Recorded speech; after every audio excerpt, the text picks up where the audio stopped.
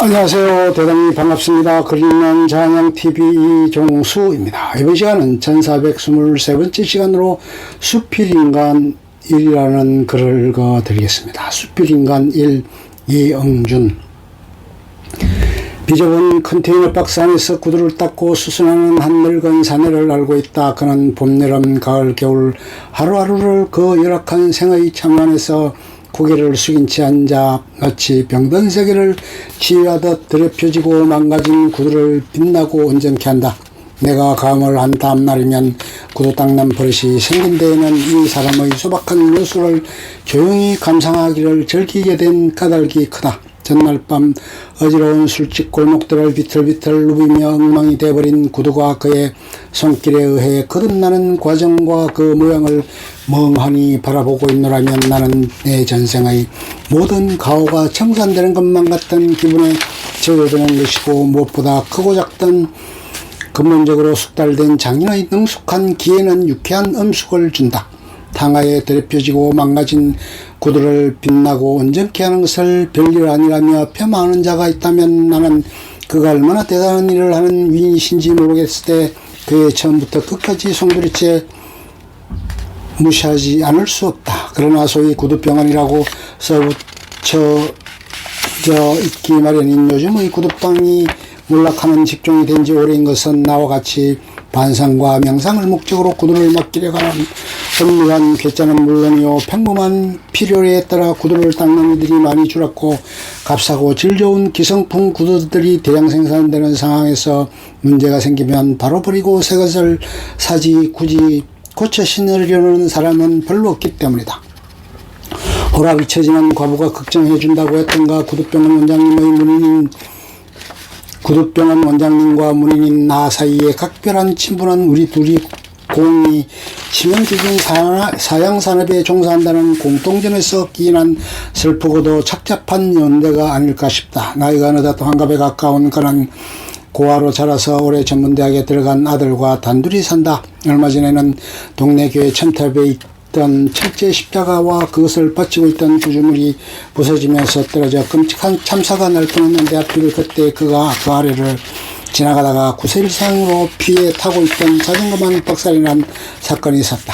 십자가에 깔려서 죽을 뻔하다니 십자가에 못 박혀 죽는 게 차라리 낫지 말이다.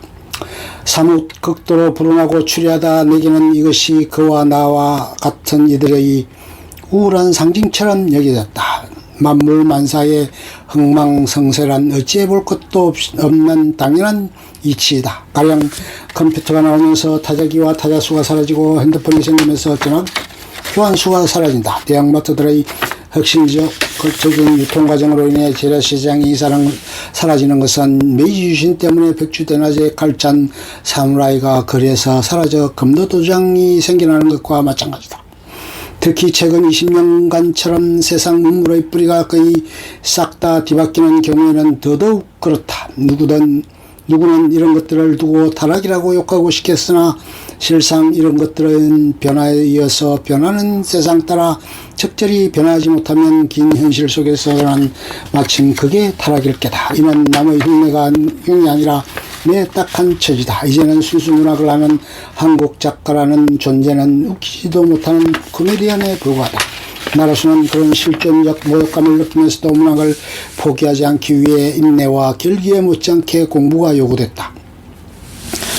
천만다행으로 펜을 놓지 않으며 새로운 꿈을 꾸고 있지만 그런다고 해서 내게 상처가 남지 않은 것은 아니다. 문득 굉장한 무기력이 찾아오고 그 낙담의 끝을 한 인간을 스스로 죽일 정도로 무섭다.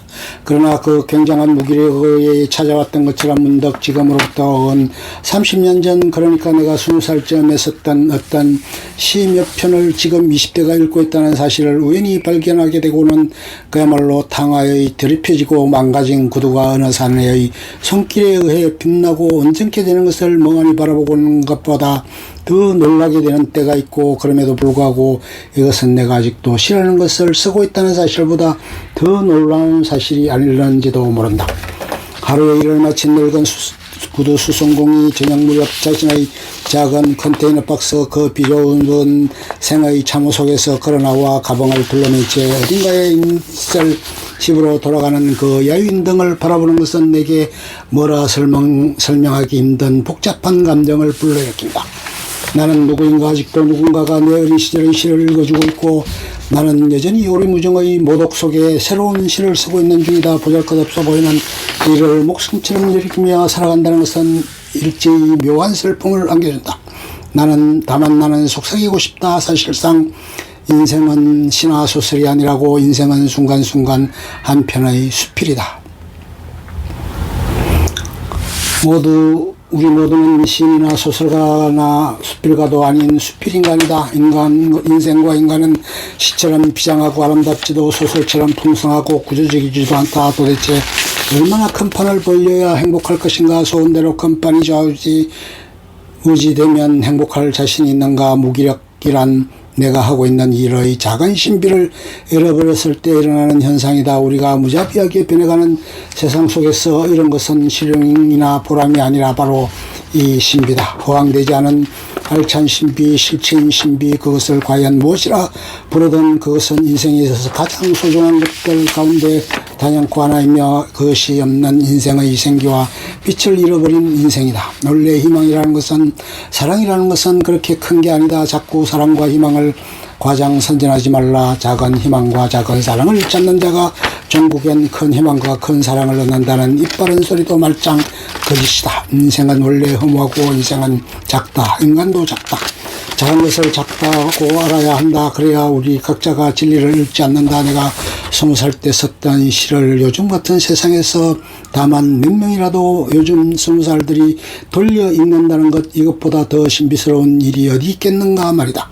비좁은 컨테이너 박스 안에서 구두를 닦고 수술하는 한 늙은 사내를 알고 있다. 그는 봄, 여름, 가을, 겨울 하루하루를 그 비좁은 생의 참호 안에서 고개 숙인 채 무슨 병든 세계를 치유하듯 더럽혀지고 망가진 구두를 빛나게 온전케 한다. 저녁 무렵 붉게 물드는 그의 야유인등은 우리의 서글프고도 착잡한 연대가 아니다. 나의 작은 신비다. 죽음에 관한 소견. 삶과 죽음이 다른 것은 살아있는 사람과 죽은 사람의 다름이요, 살아있는 사람과 죽은 사람이 다른 것은 살아있는 사람의 말과 죽은 사람의 말이 다릅니다. 죽은 사람이 어떻게 말을 하냐고 무슨 그런 어리석은 말을 하시나 기실. 우리는 살아있는 사람들의 말보다 죽은 사람의 말에 둘러싸여 살아가고 있다. 도서관에 한번 가보라. 그 수많은 온갖 책들 가운데 대부분은 고인이 쓴 것들이 아닌가 말이다. 이쯤 되면 더 예를 들 필요도 없이 문명이라는 것 자체가 가히 죽은 이들이 건설한 언어계라고 할 만하다. 다만 우리는 오늘도 또 다른 언어계를 개척해가는 새로운 인간이 되고자 노력할 뿐이다. 명심할 바는 죽어서도 살아있는 자가 있고 살아있음에도 죽은 자가 있다는 점일 터이다. 시간이 곧 신이고 죽음이 없었다면 종교는 필요치 않았을 것이다. 직접 겪은 일임에도 불구하고 과연 이것이 진실인지 아닌지 헷갈리는 경우가 종종 있다. 내 아버지의 유언일지도 모르는 유언이 바로 그러하다. 그것은 확실히 유언이 아니라 유언일지도 모르는 유언인 까닭은 작년 이맘때 돌아가신 아버지가 내가 어릴 적 술에 얼큰하게 취하신 채 딱 한 번 남긴 말이어서 농담인지 징담인지 도무지 아리송했다. 그 내용은 이렇다. 첫째, 절대로 보정 쓰지 마라. 둘째, 절대로 의행증 넣지 마라. 셋째, 절대로 몸에 문신 새기지 마라. 어떤가? 첫 번째 사항은 경제적으로 망하지 말라는 것. 두 번째 사항은 우정에 있어서 객기 부리지 말라는 것. 세 번째 사항은 부모가 주신 몸 정갈하게 간수하라는 뜻 정도로 받아들이면 대강 무리가 없었 듯 싶은데 하여간 아버지는 생전에 이것 말고는 유언이라는 단어까지 써가면서 내게 무언가 당부한 바가 없으니 더욱 헷갈릴 밖에. 민법학자인 내 아버지는 태권도 집단의 무도인이었고 무엇보다 묘한 괴짜였다. 저 유언일지도 모르는 유언은 받는 이보다는 내려준 이에게 더 어울리는 셈이다. 저 유언일지 모르는 유언을 이제부터 무조건 유언이라고 쳐도 내가 요즘 들어 내 아버지의 저 유언을 문득문득 자주 떠올리는 것은 그가 죽음 속으로 사라져버렸기 때문이라는 사실만큼은 명백하다. 죽음이라는 것은 이렇게 죽은 이에 대한 어떤 것과 모든 것들을 환기시키고 변화시킨다. 죽은 자가 살아있는 자보다 살아있는 자들을 훨씬 더 잘 설득한다. 훨씬 더 잘 홀린다. 살아있는 자들은 살아있는 자들보다 죽은 자에게 훨씬 더 관대하다. 훨씬 더 혼자 말처럼 속삭인다. 죽음은 힘이 세다. 그렇다면 죽음이란 살아있는 이가 죽었어야 죽음뿐일까? 죽음은 산자의 무기이자 부적이다. 죽음을 각오하면 우리가 삶에서 못해낼 일이 없다. 그 어떤 적도 멸망시킬 수 있으며 그 어떤 재앙도 씹어먹어 완전히 소화시킬 수 있다. 그리고 그 일을 다 한 뒤에도 당당히 죽을 수 있다. 우리는 이런 기가 막힌 무기이자 부적을 공평하게 하나씩 지니고 태어난 사람들이다. 인생은 후진은 없다. 가만히 있어도 시간은 가고 풍랑이 없어도 우리는 베이에 앉아 서서히 조용히 수평선을 향해 가고 있으며 그 끝에는 죽음이라는 낭떠러지가 있다. 웃자. 번뇌와 억압에 비한다면 외로움이야말로 해맑고 상쾌한 것이다. 나는 내가 소심하다고 생각하는 편이지만 가끔은 사실은 반대일 수도 있다는 생각을 하기도 한다. 대범함이라는 게 어쩔 수 없었다는 것과는 한참 다르게 자신의 과거에 대해 후회하지 않는 것이라면 나는 비교적 대범한 사람이다. 살아간다는 것은 죽어간다는 것과 같은 말이다. 죽어가고 있다는 것을 잊지 않으며 살아가면 된다. 항상 죽음을 종달새처럼 제 어깨 위에 얹고 있으면 된다. 병으로든 사고로든 일부러가 아니라 저절로 죽을 때까지 죽음은 죽은 자가 아니라 산 자가 들고 있어야 훨씬 더 빛난다.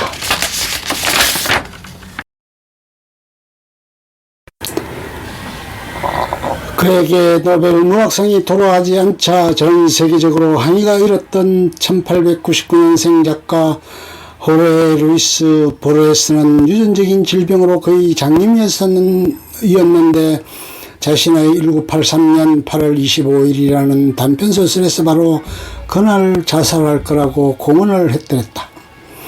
보르헤스가 8월 25일을 고른 것은 그의 생일이 8월 24일이어서 생일보다는 하루를 더 산 다음 죽으려고 했기 때문이었다. 그러나 결국 그는 자살을 하지 않았다. 한 기자가 왜 자살하지 않았느냐고 묻자 그가 이렇게 대답했다. 못했어. 그리고 나서 보르헤스는 1986년도에 죽었다. 그의 2달 모자라는 3년 뒤 간암으로 그 2달 전쯤에 결혼까지 해놓고 내 인생에 대해서도 잘 모르겠는 판국에 남의 인생 나는 별로 알지 못한다. 알고 싶지도 않고 다만 인간이란 어차피 가만히 의자에 앉아만 있어도 시간이 알아서 죽여주게 돼 있는 거다. 그걸 일부러 앞당길 필요는 없다는 얘기. 게다가 굳이 스스로 죽은 바로 그 다음날 지구가 멸망할 수도 있을 텐데 그 좋은 구경을 왜 포기하는가. 나는 묘한 괴짜였던 내 아버지의 아들이 맞는가 보다. 흔히 이런 말을 한다. 자신에게는 엄격하고 타인에게는 관대하라. 또 혹자는 이런 말을 한다. 자신에게도 엄격하고 타인에게도 엄격하라. 나는 생각이 좀 다르다. 인간은 타인에게 관대한 만큼 자신에게도 관대한 것이 좋다. 자신에게 관대하지 못해 자신을 망치고 주변을 망치는 게 인생이다. 앞날을 근심하지 마라. 타인을 걱정하지도 마라. 앞날의 근심은 어리석고 타인을 걱정하는 것은 오만이다. 혁명은 인생이라는 혼돈 속에서 의미를 잃지 않으려는 기도와 행동이다. 성공하건 성공하지 못하건 간에 늙고 병들고 죽으리라. 그래서 지금을 소중히 해야 하는 것이다. 지금 밖에는 존재하지 않는 것이다. 과거는 망상이고 미래는 몽상일 뿐인 것이다. 깨어 있어야 한다. 인간이 자신의 죄 때문에 신이라는 물음표를 만들고 경배했고 그 경배 없이는 불안해서 괴로웠다면 예술은 바로 그 불안일 것이다. 편의점에서 기한이 하루 지난 바나나 한 다발을 그냥 가지시겠냐. 그래서 토토랑 나눠 먹으려고 가지고 왔다. 요즘 들어 이러한 신비한 일이 자주 일어난다. 사실은 어젯밤에도 다른 편의점에서 내가 먹으려고 했던 냉동 편육이 기한이 반나절 지나 못 판다고 하여 냉동 함박 스테이크를 샀는데 계산을 할 적에 냉동 편육을 그냥 가져가시라고 그러는 거다. 나는 가지고 왔다. 그리고 오늘 밤 또 이 바나나 미라클이 일어난 것이고 요즘은 길을 가면 그렇게 많은 할머니들이 물수건도 주고 녹차도 주면서 예수 믿고 구원받으라고 한다. 이것은 우연이 아닌 것 같다. 하나님은 내 편이신 것이다. 다시 한번 곰곰이 생각해버리고 묘한 개짜 아버지의 유언 중에 중요한 것은 대강 해석하는 그 내용들이 아니라 세 가지 사항에 공통으로 들어가 있는 절대로인 듯 싶다. 그 절대로가 아버지가 내게 남기신 유언의 핵심이고 그것은 바로 이것일 것이다. 아들아, 이 아버지는 너를 사랑한다. 지금도 그렇지만 죽어서도 영원히 너를 사랑할 거야. 세상에 무너지지 마라 내 아들.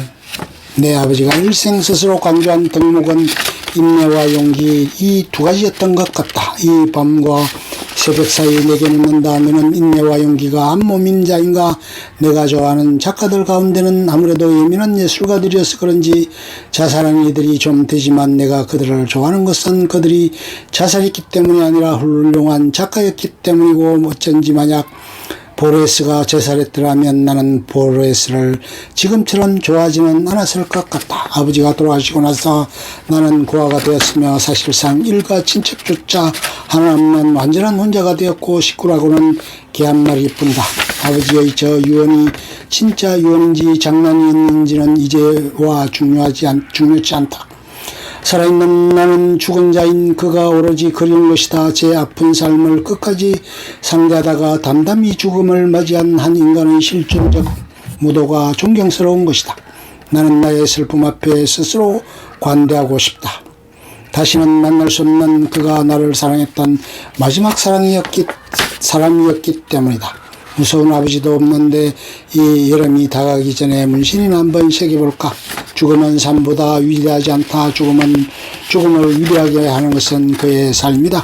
죽어서도 살아있는 사람들이 있다. 그러나 이런 것들보다 천만 배 더 중요한 사실이 있다. 사람은 살았으나 죽었으나 위대할 필요가 없다. 끝. 좋으면 좋아요, 구독, 알림 설정 눌러주세요. 감사합니다.